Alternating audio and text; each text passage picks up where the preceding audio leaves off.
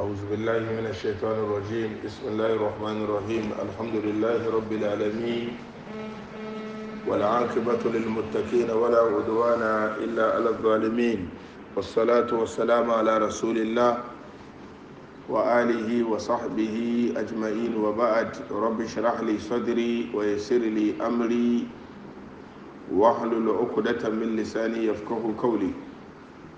سبحانك اللهم لا علم لنا إلا ما علمتنا إنك أنت العليم الحكيم. اللهم علمنا ما ينفعنا وانفعنا بما علمتنا وزدنا علما.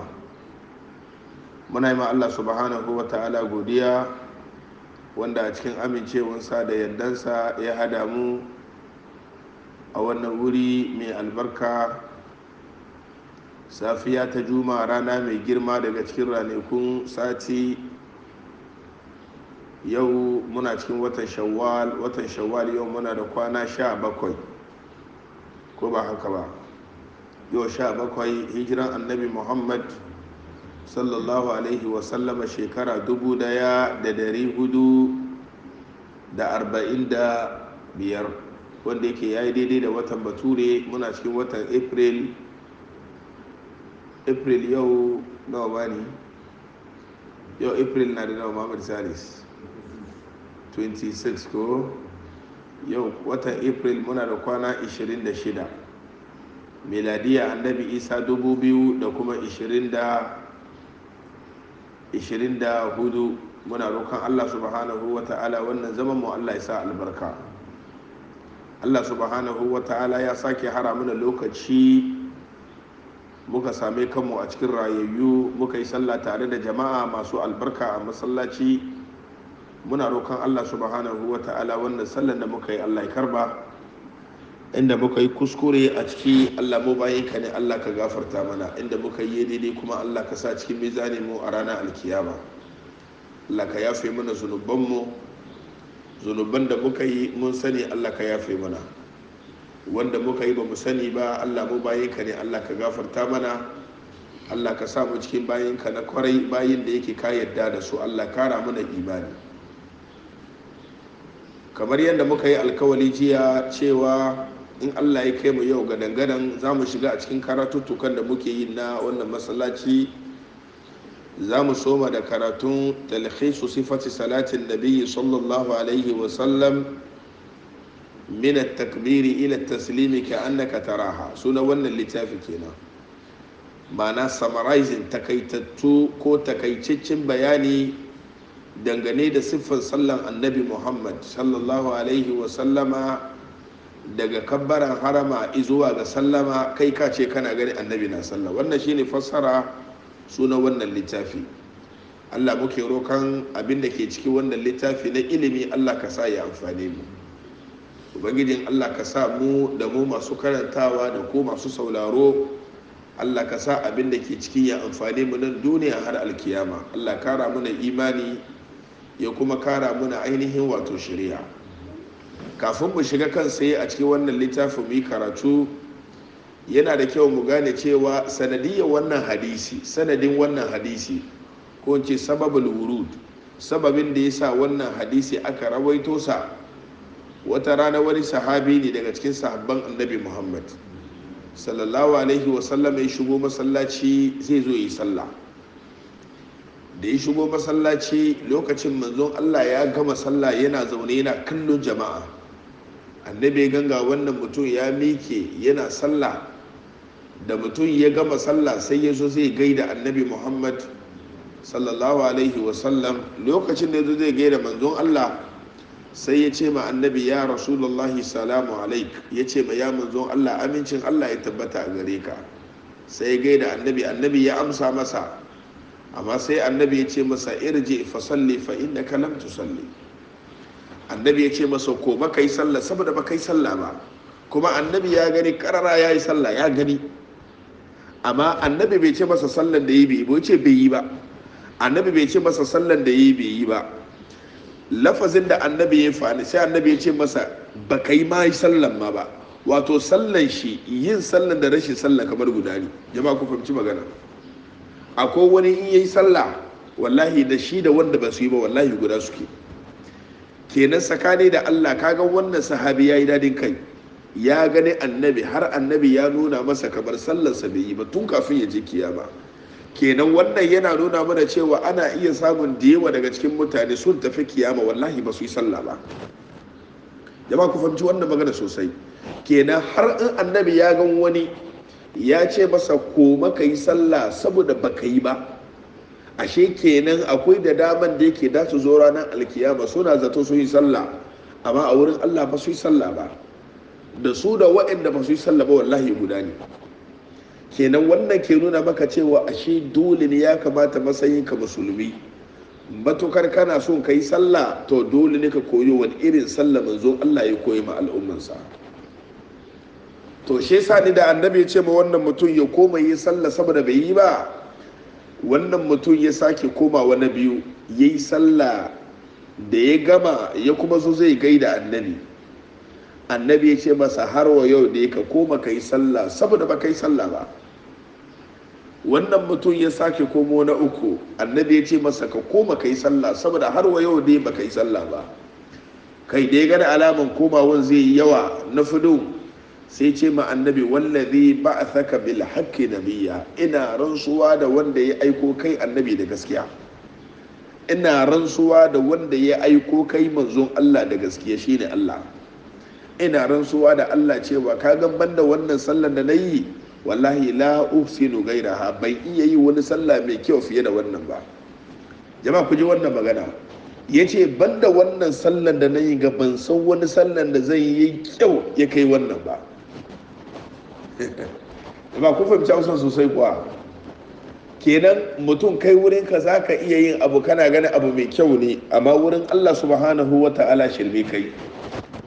Ya ce na ransa da Allah da ya aiko ka ban san wani sallar da zai yi mai kyau da ya fi wannan ba, ban san wani sallah ba. Shi yasa abin da za a yi kurun shi ne manzon Allah ka koya mini in dai sallan da za ka koya mini to daga nan sai in riki wannan in dinga yin banda wanda na yin ga. Kaga daga nan sai ya kaskatar da kansa cewa annabi ya koya masa. Jama'a kuna ji ko, amma ni da kai ne misali ka zo ka yi sallar za ka gaida ni, shi ne ce malam sallan ka gare ka koma ka sake kuma, saboda Allah wani ma malam zagi ka zai yi tashi ka ce malam kai Allah kai karban sallah ne, alfa ko ba gaskiya bane, ya tambaye ka kai karban sallah ne, in ka karbi ka karbi ba karban kuma ka bari. Allah kara mu da imani. Babu da salis ko ba gaskiya bane. To daga nan annabi sallallahu alaihi wa sallama sai ya mike, annabi ya koya ma wannan sahabin sallar tun daga kabbaran harama har zuwa sallama, tun daga kabbaran harama, tun kafin ya yi kabbaran harama har zuwa ya zai yi sallama, sai da annabi ya koya masa. To daga nan ne wannan malami Sheikh Nasiruddin Albani, mutumin Albaniya ne, ya buga wannan littafi ya ce siffan sallan annabi Muhammad, don manzon Allah shi ya koyi masahabin sallah. Ya ce ga irin siffan yanayin sallan annabi, kai ka ce kai maga kana kallon annabi yana sallah, sai yi ma wannan littafi wannan suna. Jama'a kun gane ko? To wannan yana daga cikin ababen da ya kamata mu gane sababul wurud, sababin abin da yasa aka rawaito wannan hadisi. Wannan yana da muhimmanci. Allah kara mana imani. Sannan Sheikh Muhammad Salis, abu na biyu daga cikin ababen da ya kamata mu gane kafin mu shiga kan sai a cikin wannan karatu, mu gane cewa ita sallah kowane bangaren ta tana da nata suna, kowane bangare na da nashi hukumci da kuma suna. Alfa ko ba gaskiya ba? Ruku'i na da nashi hukumci, haka nan ne kuma sujjada na da nashi hukumci, kabbaran harama na da nashi hukumci, kai kabarbarin da muke yin a sallah, kabbara sanda za mu ruku'i, kabbara sanda za mu sujjada, kabbara sanda za mu yi zama, wa'annan kowanne cikinsu na da nashi hukunci. Yana da kyau matsayin ka mai sallah ka gane kamar wannan rukuni ne, wannan farilla ne, wannan sunna ne, wannan mustahabbi ne, wannan sharati ne. Jama'a kun gane ko? Matsayin ka mai sallah ya kamata ka san wannan, saboda lokacin da mutum ya gane wannan rukuni ne, sannan ya gane me ake nufi da rukuni, to lokacin idan an samu wani tawaya ko wani matsala ko wani damuwa a sallarsa zai iya gane yadda zai gyara sallar, domin ya san me ya samu matsala a kan shi. Ya san ruku'i, ya san matsayin ruku'i a sallah kaza ne, ya san matsayin sujada a kaza a sallah ne, ya san matsayin karatun alkur'ani, karatun sura ko karatun fatiha matsayinsa kaza ne a sallah, to lokacin zai iya gane yadda zai gyara sallah. Jama'a kun gane ko? Amma in dai mutum bai iya ya gane kaza ga matsayinsa a sallah ba, to shi zai kawo masa rudani da kuma rikici a sallah. Sai ga mutum ya bar abin da yake fila ne daga cikin filolin sallah. Shi yasa dole ne ya kamata mutum ya gane menene rukuni a sallah, menene sharati a sallah, menene wajibi a sallah, menene sunna, kai menene kaza a sallah, duka ya kamata mutum ya gane. Sannan menene ma mustahabbi a sallah, dole ya kamata mutum na da ilimin wannan. Shi yasa ina fatan jama'a masu sauraro mu da su biyo mu da kunni na basira a fahimci wa'annan istilahat, wa'annan terms na a sallah, mu gane in an ce rukuni shine kaza.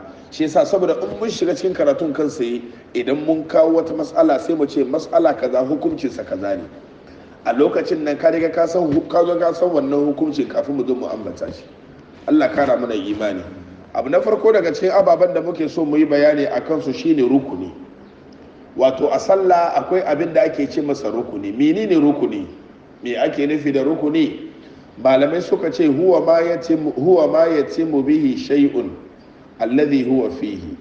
Idan aka ce rukuni shine abin da ke cika, abin da yake da shine abu ke cika, da shine abu ke cika, ma'ana in ba shi abin ba zai cika ba. Alladhi huwa fihi, wanda yake shi mai na ciki. Idan aka ce rukuni shine wani abin da yake abu bai cika sai dai da shi, kuma shi wannan abin kuma yana cikin wannan abin ne, ba yana wajen abin ba, cikin abin yake. Jama'a kuna fahimta na? Misali in ba ku misali sai ku fahimci.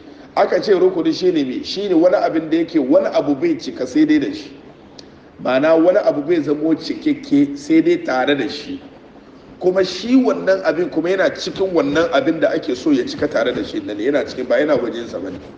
Jama'a kun gane ko? Misali kamar ruku'i. Kaga ruku'i a sallah rukuni ne, kuma sallah bai yiwa sai dai da ruku'i, ko dai ba gaskiya ba? Kaga ma'anar rukuni kenan shine wani abin da yake abu bai cika sai dai da shi, kenan sallah bai yiwa sai kayi ruku'i. Kuma kaga ruku'i kuma yana cikin sallah ne, ba yana wajen sallah bane. A cikin sallah ake samun ruku'i. To shi yasa idan aka ce rukuni shine wani abin da yake abu bai yiwa sai dai da shi. Misali, kuma bari ba ku misali ma nan kusa cikin gidan ga da muke masallaci. Ai masallacin ga kafin a gina shi akwai ababen da aka hada sannan aka gina. Alfa ko ba gaskiya bane? Me aka hada sannan aka gina masallaci? Kagan block ko ba haka ba, da cement, da duwatsu, da kasa. Ka gani su ne aka gama sannan aka samu wannan gini. Saboda Allah zai yi wa ai gini babu ɗaya daga cikin ababen da muka ambata. Alfa zai yi, alfa kai ne, kaga kai ne mai aiki. Zai yi wa mu gina wannan masallaci ba duwatsu, zai yi wa a gina masallacin ga ba kasa, zai yi wa a gina ba cement. To kaga wannan shi ne ma'anar rukuni, abin da yake abu bai yiwa sai dai da shi, kuma shi wannan abin kuma yana cikin wannan abin, ba wajen abin bane. Jama'a kun gane? Shi yasa aka ce rukuni. Shi yasa an mu zo muna bayanin maganar sallah, shi muka ce maka kaza rukuni ne, to sai ka san ma'anar rukuni shine abin da yake sallah bai yiwa sai dai da shi, bai yiwa sallah ta sai dai da wannan abin. Sannan kuma wannan abin kuma daga cikin sallar yake. Allah kara mana imani. To wannan shine fassara na ma'anan ainihin abin da ake ce ma wato rukuni. Wato rukuni idan an rasa abu to ba za su samu ainihin wato abin ba. Allah kara mana imani. Sannan abu na biyu, yanzu mu fahimci rukuni ko? To mu zo abu na biyu shine sharati. Idan ka ce wannan sharati ne daga cikin sharutan sallah, ko sharati ne na alwala, ko sharatin kaza, me ake nufi da sharati? Malai ce ashartu kar rukuni illa annahu yakunu kharijan amma huwa shartun fihi. Malai ce shi sharati kuma yana nan ne kamar rukuni. Sharati yana nan ne kamar rukuni. Wato sharati kuma shine abin da yake bai yiwa a samu abu sai dai da shi, bai yiwa a samu abu sai dai da shi. Wato sharati yana nan ne kamar rukuni, amma bambancin da ke tsakanin rukuni da sharati shine sharati shi yana wajen abu ne, ba shi cikin abu. Mun ce baka rukuni shi yana cikin abu ne, kuma ba da misali da sallah muka ce ruku'i cikin sallah yake ko? Amma sharati shi kuma bai yiwa sai dai, wato bai yiwa a yi abu sai dai da shi. Misali yanzu ga idan za a yi wannan gini mu komo kan misalin wannan gini, kagan bai yi wa a gini sai dai da me, sai dai da duwatsu da cement da kasa, kagan sai an samo su sannan a yi gini. Kenan duwatsu, cement, kasa sharati ne na samar da gini, in ba su bai yi wa a gini, condition ne, dole ne a same su kafin a yi gini. Idan babu su ba za a iya yin gini ba. Jama'a kuna fahimta maganar ko? To amma sai mu ce ka gani duwatsun nan da sauransu kaga suna nan ne kafin a samu gini.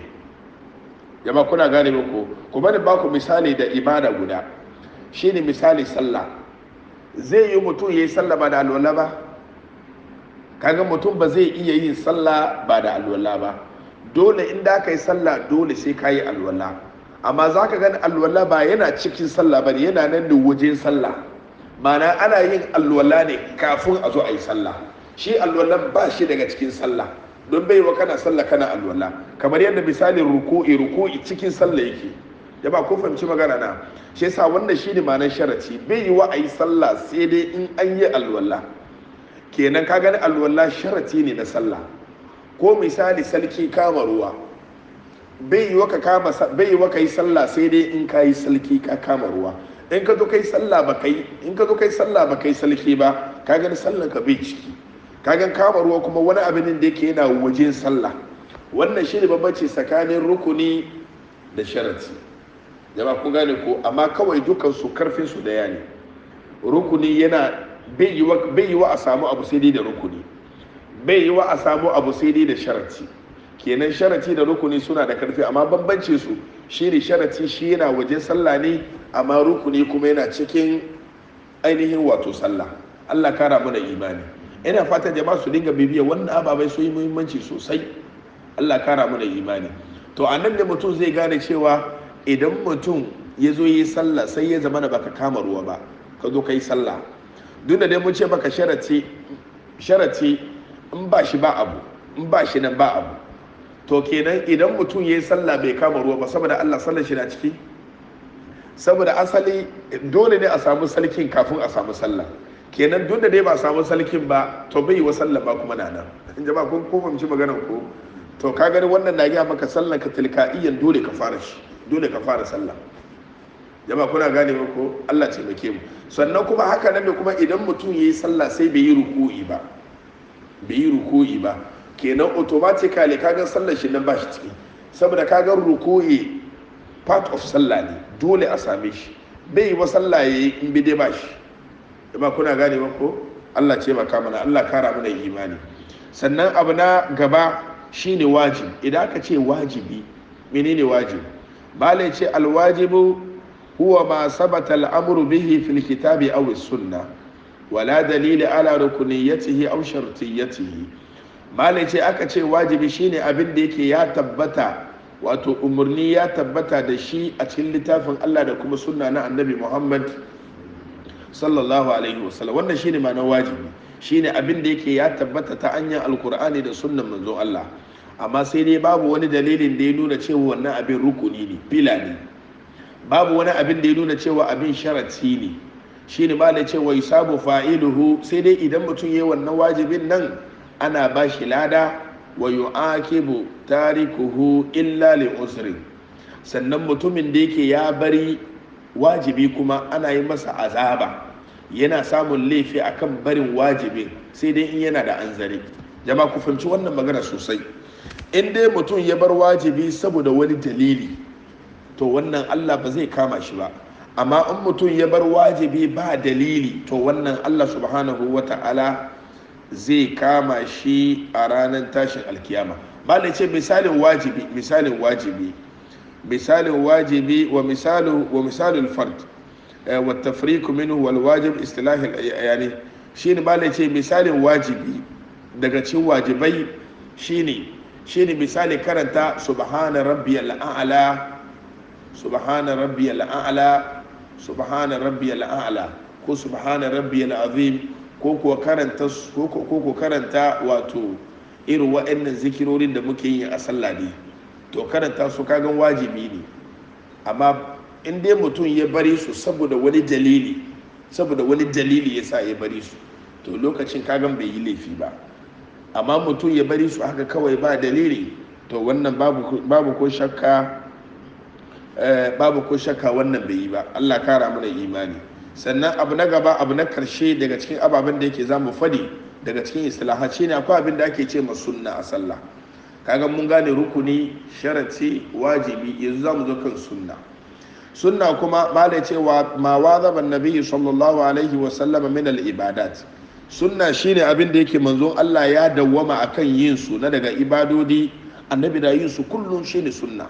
Abin da yake an samu manzon Allah bai wasa da shi, to wannan shine abin da ake ce ma sunna. Au galiban ko kuwa a mafi yawancin rayuwarsa yana yi, sai dai ana samun lokacin da yake yi ya bari, wani lokaci sai ga ya bari abin. Misali kaman zaman hutu, jalsatul istira shine idan mutum yayi sujjada da biyu, in zai tashi zuwa raka na biyu sai ga mutum ya dan yi zama ya huta kada sannan ya miki. To kaga wannan sunna ne na annabi Muhammad sallallahu alaihi wasallam. An samu manzon Allah bai wasa da wannan, yana yawan yin a rayuwarsa, wani lokaci da ya bari. To kaga wannan yana daga cikin ainihin wato sunnoni na annabi Muhammad sallallahu alaihi wasallam. Sannan manzon Allah bai umurci da shi ba saboda nuna cewa ba wajibi bane, amma sai dai wa yusabu fa'iluha, duk mutumin da ya aikata wannan ana samun lada, wala yu'aqibu tarikuha. Haka kuma idan mutum ya bar shi ba zai samu zunubi ba. Allah kara mana imani. To wannan su ne abin da ake ce ma sunna na manzon Allah sallallahu alaihi wasallam. Insha Allah cikin karatutukan mun dinga ishara mu ce wannan rukuni ne, wannan sharati ne, wannan wajibi ne, wannan kaza. To shi yasa muka ce ya kamata mu fahimci ma'anan abubuwan ga kafin mu shiga cikin karatu, saboda mun ce maka kaza rukuni ne, kada ka san me ake ce ma rukuni. Allah ce muke mu, Allah kara mana fahimta. Abinda muka faɗi daidai Allah ka ba mu lada, kuskuren da muka yi kuma Allah gafarta mana. Allah ka nuna mana gaskiya, ka ba mu ikon bin gaskiya, ka nuna mana karya, ka ba mu ikon guje ma karya.